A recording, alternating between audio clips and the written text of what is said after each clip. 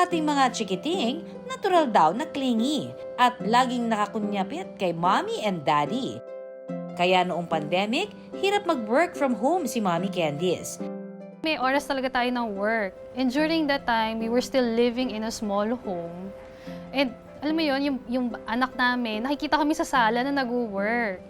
So talagang magkikling siya sa amin. Hindi kami makakapag-work kapag nakikita niya kami. So that was the time we started introducing yung gadget sa kanya. Malaking tulong daw noon na busy sa panonood ng video lagi si Baby Liam.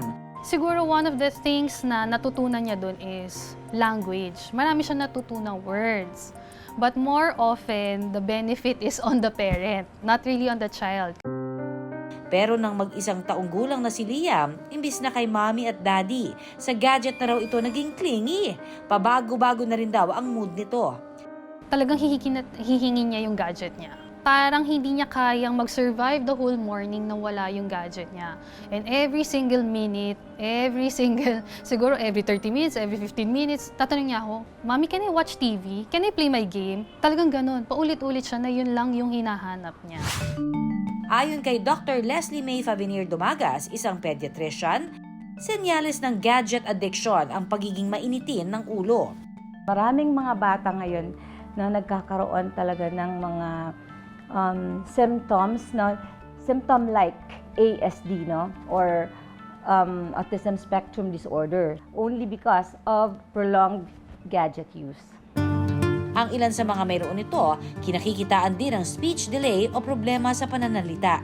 Too much exposure to TV, no? Kung nanonood sila parate, gustong-gusto nila natin na manood sila ng mga programs, no? Na maski pambata, no? Minsan, yung mga nandoon, hindi naiintindihan nila, hindi nila nakikita yung mouth na gumagalaw, or at the same time, hindi rin clear sila magsalita. Hindi rin nila maintindihan at hindi rin nila ma-absorb yung tamang pronunciation. Maaari ding nakararanas sila ng ADHD o Attention Deficit Hyperactivity Disorder. Yung iba, no, pag tinawag mo, hindi na rin sila respond ng maayos sa atin. With autism, no, hindi. Parang wala silang kakilala. Si Liam kasi, very malikot siya. Hindi siya uupo. During lunchtime or dinner time, hyper siya, so takbo siya na takbo. For you to be able to make him sit down, kailangan niya ng gadget.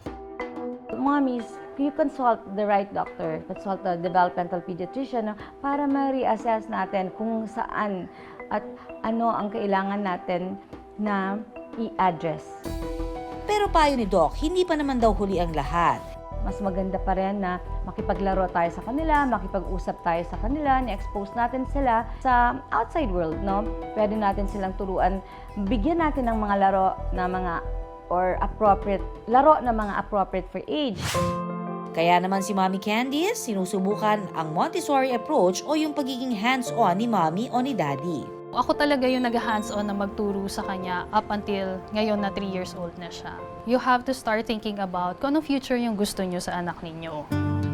Experiential yan, no? For example, you teach your child, no, how to cook. Yung mga simple recipe lang ang mga ginagamit nila. So, gardening, mga outdoor activities. Ayon sa mga eksperto, posible raw abuti ng 3 linggo bago masanay ang bata sa bagong routine. Maging role model tayo sa paggamit ng gadget kasi alam mo naman, monkey see, monkey do, right? So, kailangan nakikita tayo, hindi tayo pala gamit ng gadget. At ang gadgets, hindi naman daw lubusang nakasasama, basta kailangan lang ng proper regulation.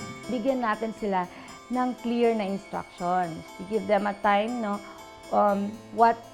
where to put the gadget also, para alam nila kung saan sila lulugar, no? And then we have to be firm, no, with all our instructions para sundin nila. The only time he can have his gadgets is we go down and see him, tsaka lang namin i-hand over sa kanyang gadget niya. So usually that's around 12 noon. After noon, nap time na niya, once he goes dun sa room niya, wala na, no gadgets na kami. Gadgets para kay Bagets? No problem, basta ang mahalaga, limitado ito at hindi nakakahadlang sa pakikisalamuhan niya sa iba.